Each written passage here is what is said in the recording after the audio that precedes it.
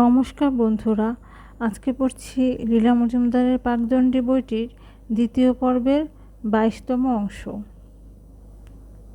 এখন কথা হলো, স্মৃতিকথা লিখতে গেলে লেখক কী লিখবেন আর কি বাদ দেবেন। তার কাছে যেসব তথ্যের গুরুত্ব আছে, বাইরের লোকে তার কি বুঝবে।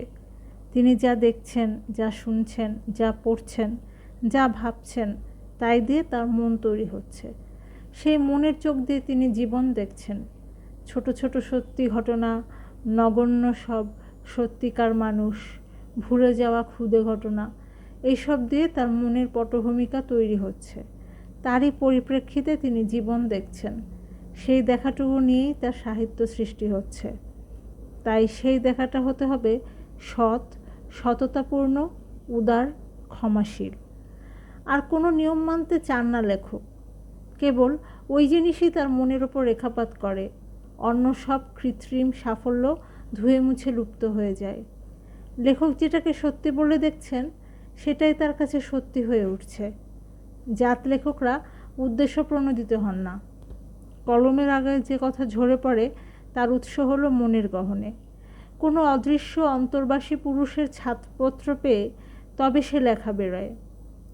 তবু ভুল হয়, ব্যতিক্রম হয়, কারণ স্মৃতির আধার হলো ভ্রান্তিশীল মস্তিষ্ক। আর যারা হৃদয়ের তাগিদে না লিখে অন্য উদ্দেশ্য নিয়ে লেখে,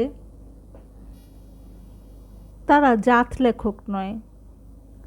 নিজের পক্ষে এতটুকুই আমার বলা দরকার, যদি কারো মনে আঘাত দিয়ে থাকি, সে আমার ইচ্ছাকৃত নয়।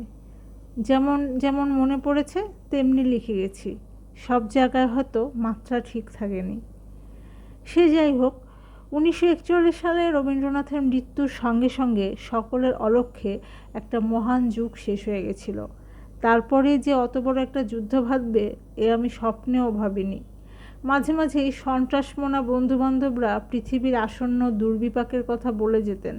তাতে আমি একটুও ভয় পেতাম না। থেকে থেকেই তো নানা ভয়াবহ ভবিষ্যৎবাণী শুনে এসেছি। আরেকটা মহাযুদ্ধও তো আমাদের শৈশবে সংঘটিত হয়েছে। সেই যুদ্ধের এতটুকু আঁচও আমাদের গায়ে লাগেনি। আমার বয়স তখন 6-7। বেলজিয়াম থেকে সর্বহারা একজন কম বয়সী শিক্ষিকা আমাদের শিলংয়ের স্কুলে পড়াতে এলেন। কেউ একটু দুষ্টুমি করলে কেঁদে ফেলতেন। 1915 সাল থেকে বার্ষিক পুরস্কার বিতরণে প্রাইজের বদলে বড় বড় কার্ড দেওয়া হতে লাগলো। তাতে ইউরোপের যুদ্ধক্ষেত্রের মানচিত্র। সেলাই ক্লাসে আমরা সবাই যুদ্ধরত সেপাইদের জন্য গলাবন্ধ বুনতে লাগলাম। শুনলাম তাদের টমি বলতে হয়। তারপর বছর পরে যুদ্ধ থেমেও গেল। যেদিন খবর এলো, সেদিন আমাদের স্কুল মোমবাতি দিয়ে সাজানো হলো। বছরের শেষে আবার পুরস্কার দেওয়া হলো। এই রকম অভিজ্ঞতা নিয়ে এবারও ঘাবড়াবার কোনো কারণ দেখলাম না। কাগজে দেখতাম ইউরোপের দেশগুলো ঝগড়াঝাটি করতে করতে ক্রমে দুটো দলে ভাগ হয়ে যাচ্ছে। তার সঙ্গে আমাদের কি? আমরা যে পরাধীন, সে পরাধীন। আবার একদিন কাগজে একটা ছোট্ট খবর দেখলাম যে কাদের একটা জঙ্গি জাহাজ ব্যাংককের দিকে এগুচ্ছে। মনে হয় জাপানি জাহাজ। জাপানিরা শত্রুপক্ষের বন্ধু। তখনও ব্রিটিশদের বন্ধুদের ভারতের বন্ধু আর শত্রুদের ভারতের শত্রু বলে মনে করার নিয়ম ছিল। তবে দেশে যে অন্যরকম মতের লোকও আছে, তাও জানতাম। এর 2-4 দিন পরে আমাদের প্রিয় বন্ধু অধ্যাপক সুশোভন সরকার এসে কথার ছলে বললেন যে যুদ্ধ একটা বাঁধতে চলেছে এবং সেটা এই পূর্ব দিকেও যে পাওয়া যাবে। শুনে অবাক হলাম। মানুষটি বিচক্ষণ, ঐতিহাসিক। আরও বললেন যে দুটো ক্ষেত্রে যুদ্ধ হওয়া কয়েকটা সুবিধা আছে। কলকাতায় যাদের কাজকর্ম নেই, এই রকম লোকদের জন্য কোথাও সরে যেতে বললেই আশ্চর্য হবার নেই। আলোক নিয়ন্ত্রণ তো আরম্ভই হয়ে যাচ্ছে, তাই হলেও অল্প সময়ের মধ্যে। কয়েক হাজার লোক অস্থায়ী চাকরি আর উর্দি পেল। কয়েক নিযুত কালো কাগজের ঘেরাটোপের দরকার হলো আলো নিয়ন্ত্রিত করবার জন্য।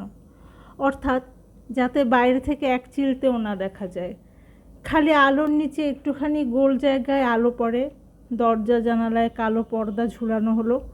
স্কাইলাইটে আঠা দিয়ে কালো কাগজ সাঁটা হলো। গাড়ির হেডলাইট বেআইনি হলো। অন্য আলোর 3 ভাগ কালো রঙের প্রলেপে ঢাকা পড়ল। সব নিয়ন বাতি।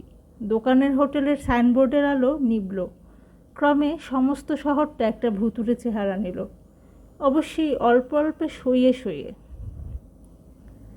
দেশের পূর্বাঞ্চল দিয়ে শত্রু আসবে, অতএব ওই দিকের শহরগুলোতে যত কড়াকড়ি, পশ্চিম দিকে আলোয় আলো।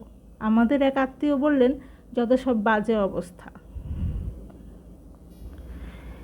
এরোপ্লেনে উঠে দেখলাম স্পষ্ট দেখা যাচ্ছে।